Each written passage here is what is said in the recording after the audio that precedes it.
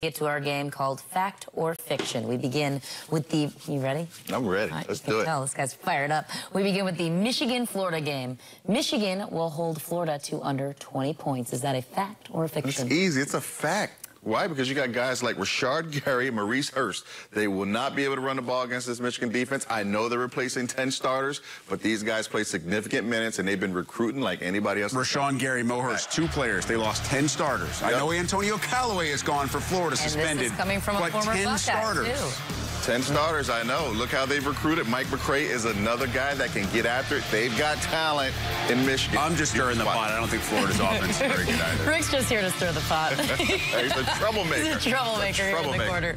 Next question. Michigan will use less than 3 running backs. That is fiction. I think you think about what Coach Harbaugh has done since he's been there. He loves to use more than 1, 2, 3, 4 running backs. So you'll get at least 3 that play in this game. Do fullbacks count in that as running back? I mean, Howard Griffith is in the back saying fullbacks most certainly count as running backs. He's still got the record as far as I know, right? 8 touchdowns in a game. Fullbacks absolutely count, and they'll use a bunch of them. All right, so that's Michigan, Florida, Washington, and Rutgers. Now, the good news for the Scarlet Knights, this is the home half of the home and home. Right. The bad news, they still have to play Washington. All right, Janarian Grant is back. Jerry Kill is the new OC. We expect Kill to use Grant a lot. So fact or fiction, Janarian Grant goes over 150 all-purpose yards against Washington. Fact, because they're going to use him in every way possible. He'll return kicks, he's going to catch the ball, he's going to run the ball, and they have to have him be that successful in order for this game to be competitive. So that's an easy fact. Don't you think he's probably the breakout player of the year in the Big Ten after what he's gone through injury-wise the last 2 seasons? He was unbelievable last year prior to the injury. I mean, this guy really had it going. So I think he can absolutely not only be the breakout player in the conference, but in the country, because he is that electric. All right, so Washington returns offensively. I could start, but then I could never stop. I mean, their quarterback finished 6th in the Heisman voting. They got a terrific running back. They have so much speed at wide receiver. They averaged about 42 points a game against D1 competition last year, and that was with a subpar showing against Alabama in the national semifinal. So he set the bar at 40. Fact or fiction, Rutgers holds Washington under 40 points. Fact. And I know you think I'm crazy. I think it's a fact. I think you're off your rocker. Listen, nobody expected Washington to be as good as they were a year ago. But they were. Including Rutgers. So when you go out there the first game, you think maybe you're evenly matched, and you find out that they have a juggernaut on offense. Well, now Chris Ash has had all offseason to work on this. He is a defensive guru. He will have some things in place. Now, scoring 35 is still a lot of points in college football, I agree. But they won't score 40. I agree, and I hope I'm wrong. But, you know, I jumped on the Washington bus last year before the season started. I'm not getting off it. I'm not getting off it, not after a trip to the college football. You know how you slow down an offense, right? You keep him on the sideline. Give Grant the ball, get some offensive yards, score some points. I don't disagree. Shrink the game. No such thing as moral victories, though Rutgers, I think, will be very happy to keep that game close. Another game that's going to be tough because a Big Ten team going against an explosive offense, Louisville, Purdue. So you take on the reigning Heisman Trophy winner. I understand that Purdue has a lot of sack masters defensively, that Louisville gives up a ton of sacks, but we set the number pretty high here. Fact or fiction, Purdue takes down Lamar Jackson at least 4 times in that game. That's a fact. Wow. And it has as much to do with Lamar Jackson as it has to do with Purdue defense, because they've got some guys that can get after you. But Lamar tends to hold the ball. He tends to scramble around in the backfield looking for his receivers.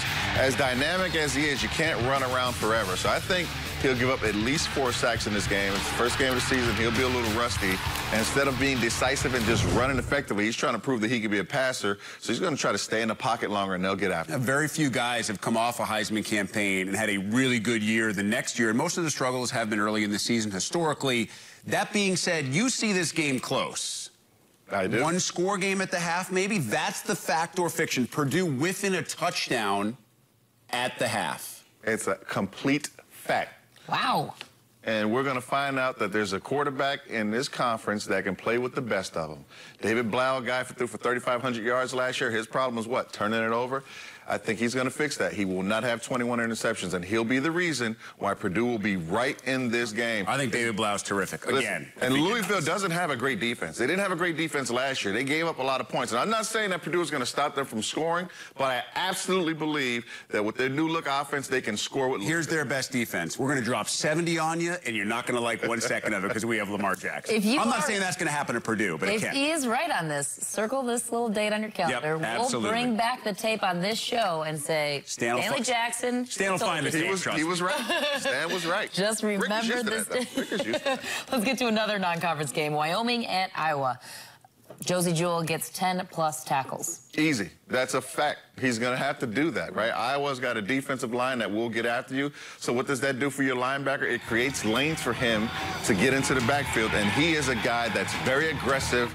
He gets after it. He plays downhill. You can see him right there hitting the quarterback, so that is a fact. 10 for Josie. That's garden variety. That's every day of the week. It does seem like an easy one. Layup. His motor is unbelievable. We're trying to make you look good after 2 obvious wrong answers. Really pumping his tires over here. How about this? Iowa will use get twice as much run attempts as pass attempts, given the quarterback question there. I think you have to. The fact that C.J. Beathard is gone, that is a fact. Akram Wiley, I'm expecting him, Rick, to have a breakout season. I agree. He was behind LaShawn Daniels last year. He's a guy that's proven he can run it in between the tackles, and if he gets the edge, he is gone. So that is a fact.